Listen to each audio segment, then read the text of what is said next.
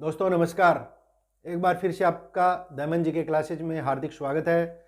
दोस्तों आज का हमारा टॉपिक है रीट मेंस एग्जाम लेवल 1 और लेवल 2 के लिए राजस्थान का जो इतिहास है उसमें से हमारा टॉपिक है गुज्जर प्रतिहार वंश।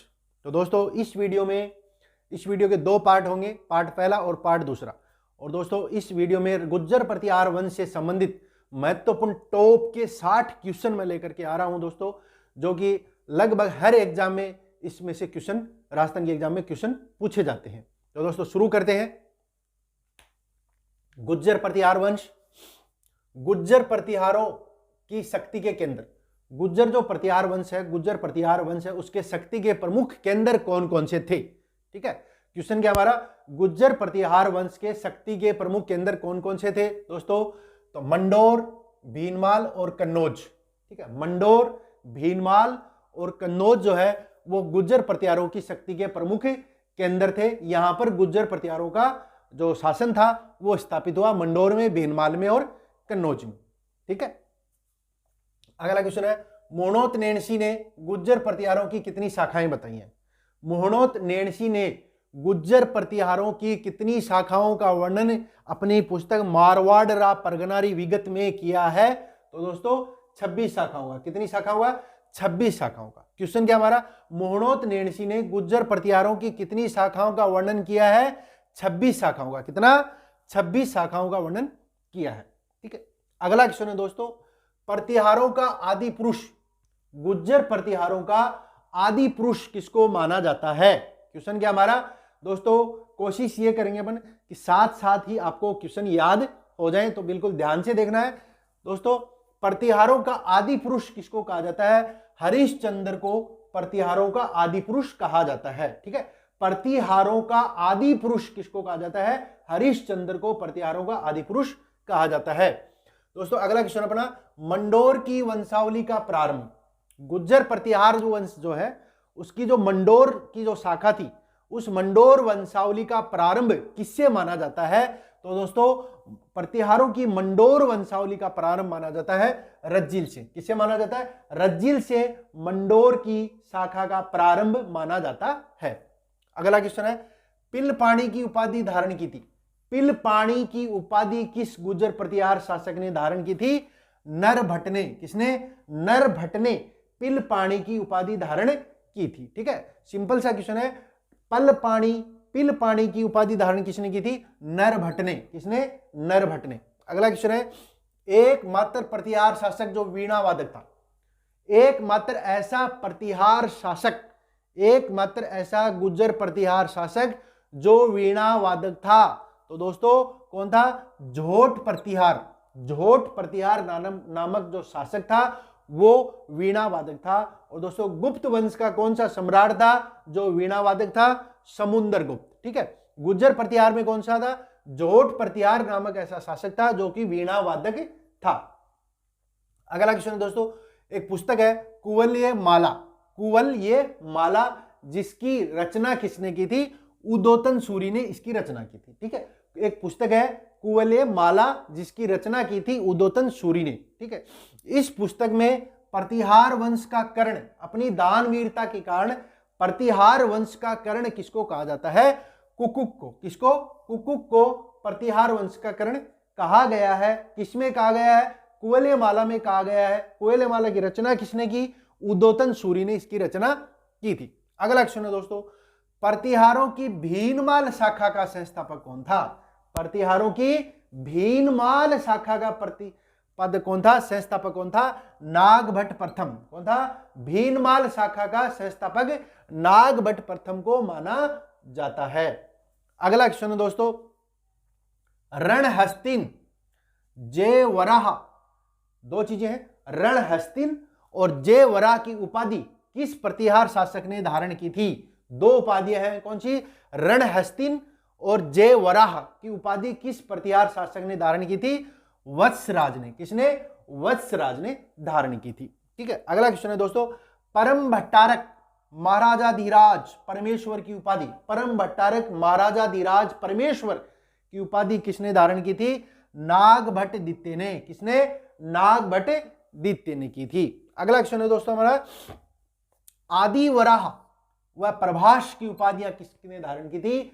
आदि वराह और प्रभास की उपाधियां धारण किसने की थी? मिहिर भोज ने। किसने? मिहिर भोज ने कौन सी उपाधियां धारण की थी? आदि वराह और प्रभास की दो उपाधियां मिहिर भोज ने धारण की थी। अगला क्वेश्चन है दोस्तों, ग्वालियर प्रशस्ति के लेखक कौन है? ग्वालियर प्रशस्ति में हमें ग्वालियर प्रशस्ति से गुर्जर प्रतिहारों के बारे में बहुत ज्यादा जानकारी हमें प्राप्त होती है। तो इस ग्वालियर प्रशस्ति का लेखक कौन था? तो दोस्तों धनिक पुत्र बालादित्य, धनिक पुत्र बालादित्य ग्वालियर प्रशस्ति का लेखक था। ग्वालियर प्रशस्ति का लेखक कौन था? धनिक पुत्र बालादित्य जो था वो ग्वालियर प्रशस्ति का लेखक था। अगला क्वेश्चन है, महेंद्र पाल के गुरु कौन थे? महेंद्र पाल जो शासक था गुर्जर प्रतिहार वंश का, उसके गुरु और दरबारी साहित्यकार महेंद्र पाल के गुरु भी थे और उसके दरबार में साहित्यकार भी थे। कौन थे? राजशेखर। कौन थे? राजशेखर जो थे वो महेंद्र पाल के गुरु भी थे और दरबारी साहित्यकार भी थे। कौन थे? राजशेखर। अब दोस्तों कर्पूर मंजरी रचना है बाल रामायण, बाल भारत, काव्य मीमांसा, भुवन कोश, हर विलास और विदशाल भंजिका, ये नामक इतनी जो रचनाएं हैं कौन कौन सी है? कर्पूर मंजरी, बाल रामायण, बाल भारत, काव्य मीमांसा, भुवन कोश, हर विलास, विदुशाल भंजिका, ये जो रचनाएं हैं ये किसने की थी दोस्तों? राजशेखर ने। किसने की थी? राजशेखर ने ये रचनाएं, इस रचनाओं को रचा था। किसने? राजशेखर ने। अगला क्वेश्चन है, निर्भय नरेश, महेंद्रायुध, रघुकुल चूड़ामणि, निर्भय राज नामक उपाधियां धारण किसने की थी? महेंद्र पाल प्रथम ने। ठीक है, महेंद्र पाल प्रथम ने कौन सी उपाधियां धारण की थी? निर्भय नरेश, महेंद्रायुध, रघुकुल चूड़ामणि, निर्भय राज नामक उपाधियां किसने धारण की थी दोस्तों? महेंद्र पाल प्रथम ने उपाधियां धारण की थी। अगला क्वेश्चन है, अरब यात्री अल मसूदी, अरब यात्री अल मसूदी भारत आया था तो किसके शासन काल में आया था? ठीक है, क्वेश्चन क्या हमारा? अरब यात्री था एक जिसका नाम था अल मसूदी, वो किसके शासन काल में भारत आया था? तो दोस्तों महिपाल प्रथम के शासन काल में अल मसूदी भारत आया था। ठीक है, विनायक पाल, हेरंब पाल, रघुकुल मुकुटमणि, तीन उपाधियां हैं। विनायक पाल, हेरंब पाल, रघुकुल मुकुटमणि उपाधियां धारण किसने की? महिपाल प्रथम ने धारण की थी। किसने? महिपाल प्रथम ने उपाधियां धारण की थी। ठीक है, गुर्जर प्रतिहार वंश का अंतिम शासक, गुर्जर प्रतिहार वंश का अंतिम शासक किसको माना जाता है? यशपाल को। किसको? गुर्जर प्रतिहार वंश का अंतिम शासक यशपाल को माना जाता है। किसको माना जाता है? यशपाल को माना जाता है। अगला क्वेश्चन दोस्तों, प्रतिहार काल में प्रांतों के अधिकारी जो थे वो क्या कहलाते थे?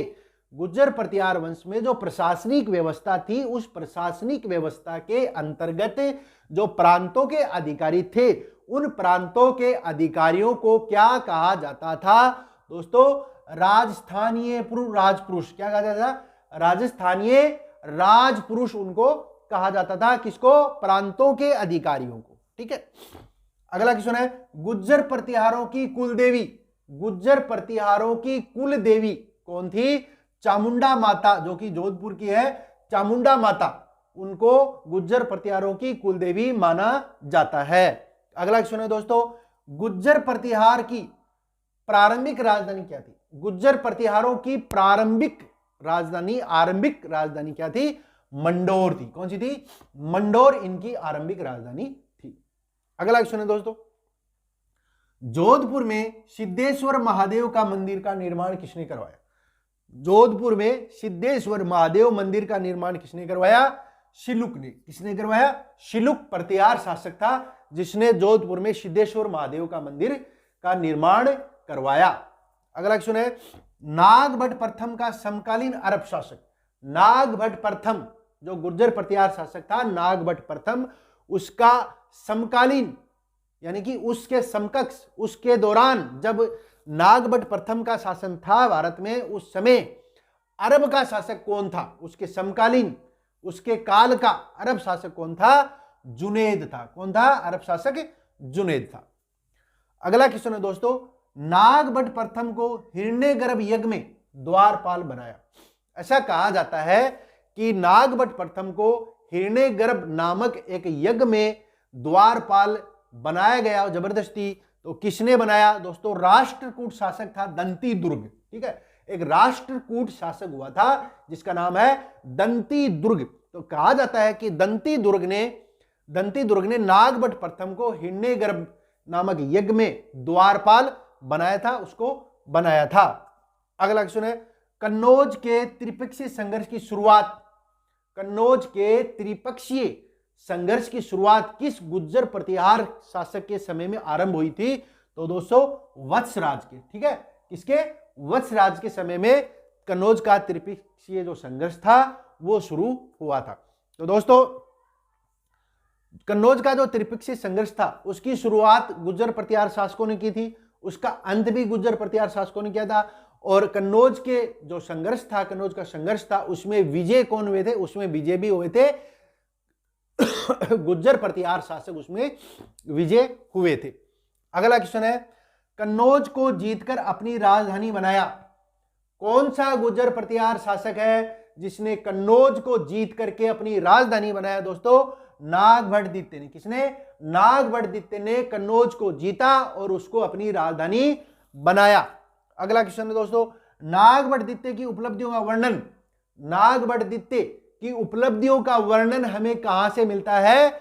ग्वालियर प्रशस्ति से। कहां से मिलता है? ग्वालियर प्रशस्ति से हमें नागभट्टदित्य की उपलब्धियों का वर्णन मिलता है। अगला क्वेश्चन दोस्तों, अरब आक्रमणकारियों पर पूर्णतः रोक, अरब आक्रमणकारियों पर पूर्णतः रोक किस गुज्जर प्रतिहार शासक ने लगाई थी? तो नागभट्टदित्य ने अरब आक्रमणकारियों पर पूर्णतः रोक लगा दी थी। अगला क्वेश्चन है दोस्तों, ग्वालियर अभिलेख के अनुसार कर्ण की उपाधि किसे दी जाती है? अपनी दानवीरता के कारण ग्वालियर अभिलेख के अनुसार कर्ण की उपाधि किसे दी गई? नागभट्टदित्य को कर्ण की उपाधि दी गई थी।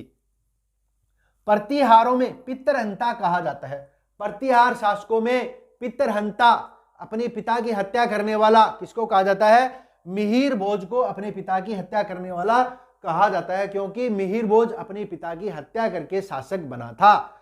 अगला क्वेश्चन दोस्तों, द्रुम नामक सिक्का किसने चलाया था? द्रुम नामक सिक्का किसने चलाया था? मिहिर भोज ने द्रुम नामक सिक्का दोस्तों चलाया था। तो दोस्तों यह था आज का हमारा टॉपिक, रिट लेवल 1 और 2 के लिए बहुत ही महत्वपूर्ण है गुज्जर प्रतिहार वंश। और दोस्तों अगले पार्ट में और महत्वपूर्ण क्वेश्चन लेकर आऊंगा। तो दोस्तों इसको देखते रहना और जल्द मिलते हैं नेक्स्ट वीडियो में। तब तक के लिए नमस्कार।